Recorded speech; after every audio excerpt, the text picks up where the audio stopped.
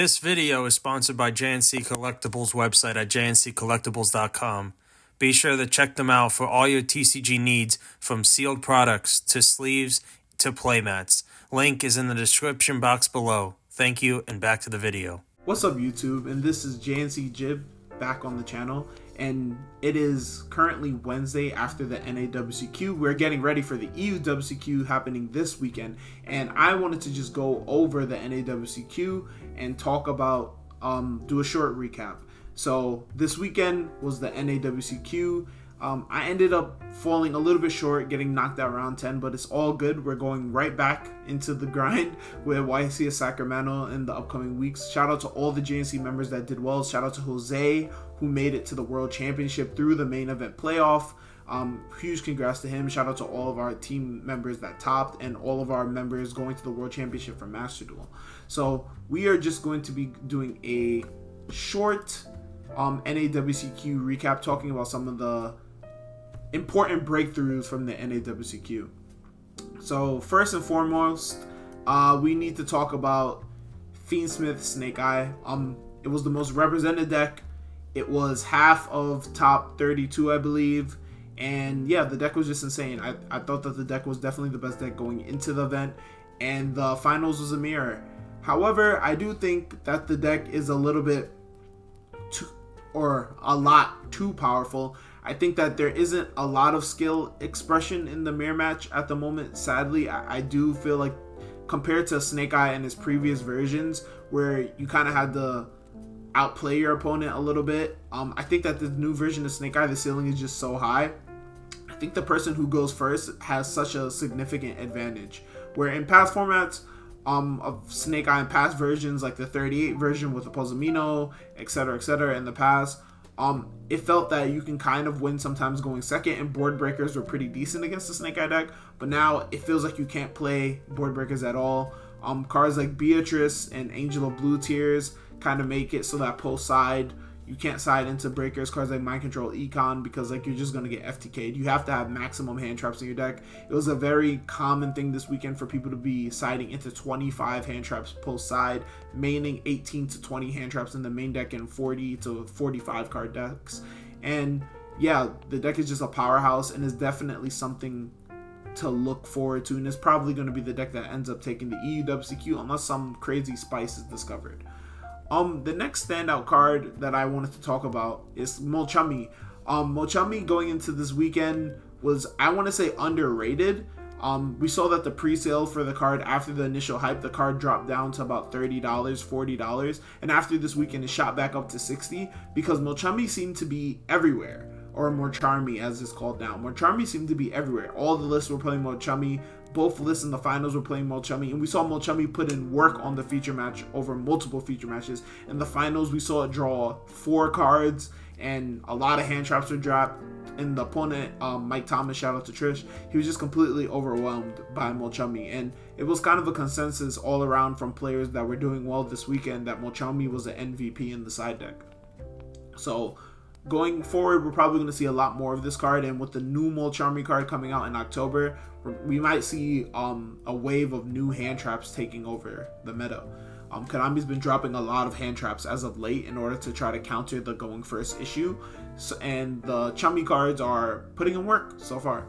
The next standout thing that I like to talk about is Tenpai Dragon. Tenpai Dragon ended up taking the second most representation in the top cut, and Tenpai Dragon ended up being the first place after Swiss 12-0 Tenpai Dragons.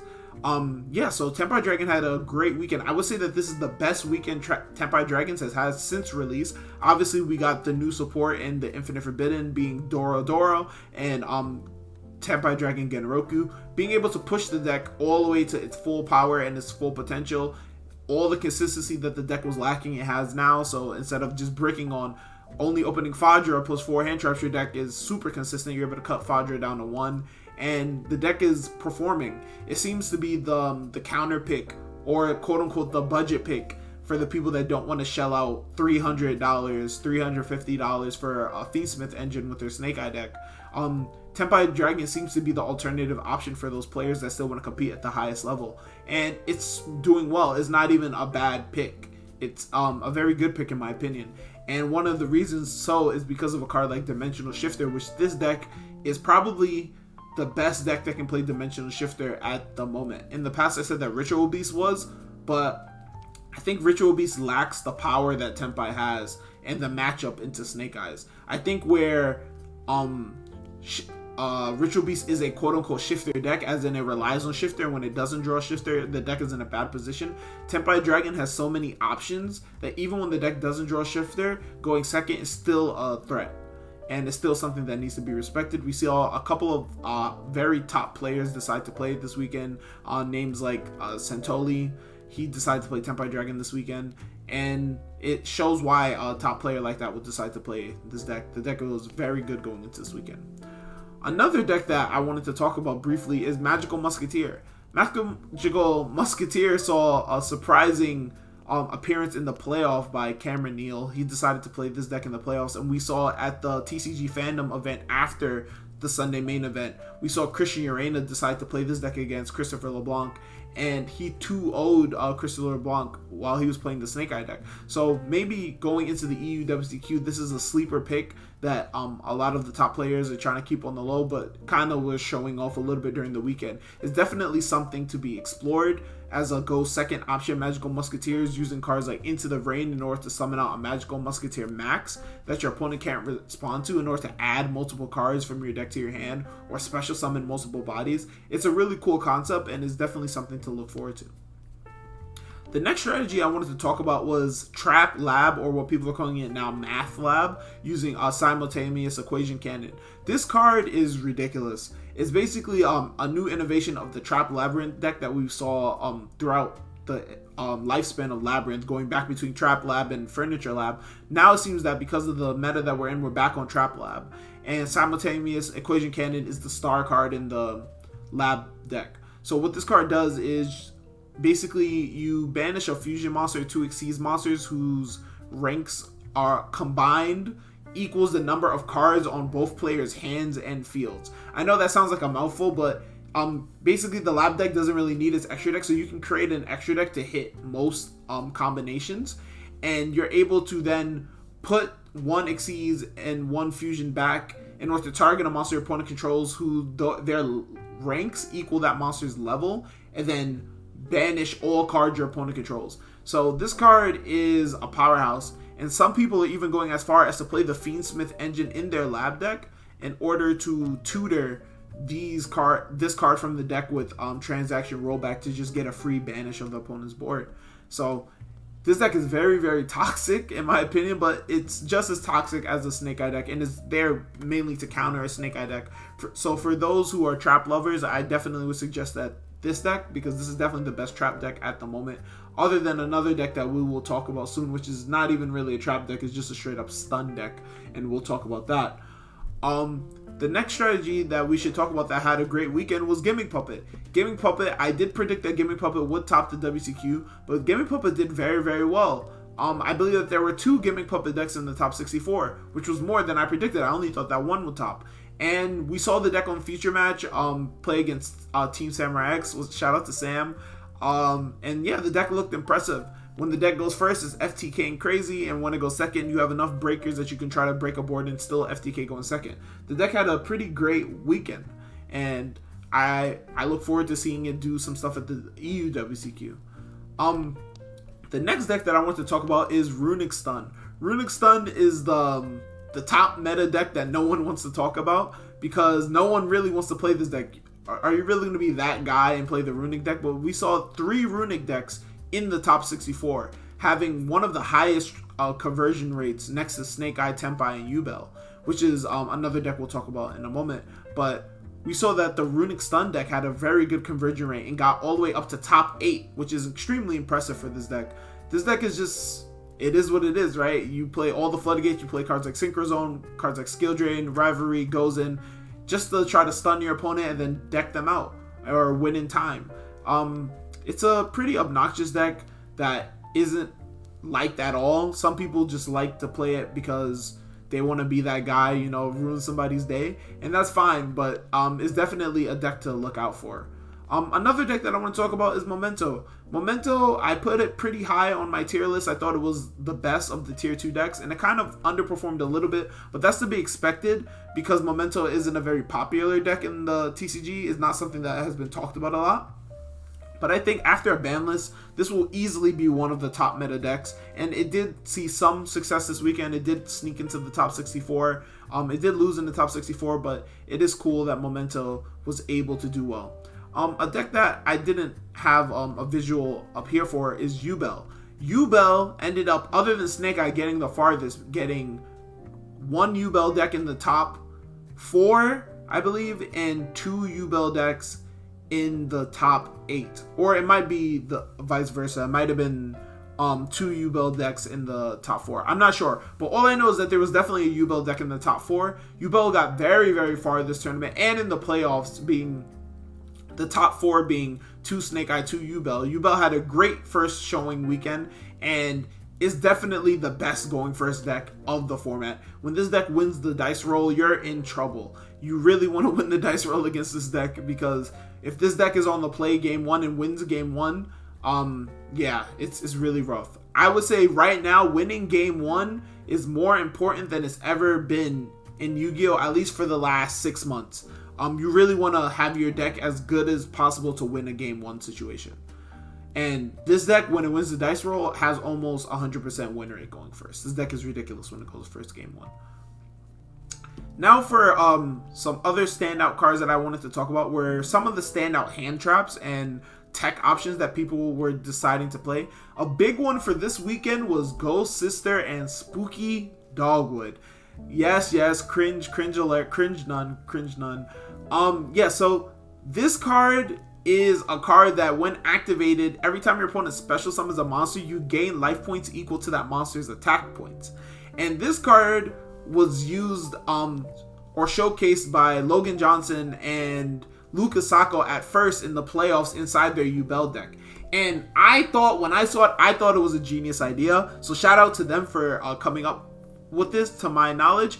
And the idea basically is one of the issues that Yubel has, and it's something that you cannot exploit on Dueling Book. So obviously testing a lot on Dueling Book is not something that you would notice, but this is one of the things that make the best players because they're able to make those differences between testing on Dueling Book and IRL play, is the clock. Yubel takes a lot of time to combo when it goes first. You can easily combo if your opponent is interacting with you for 20 minutes.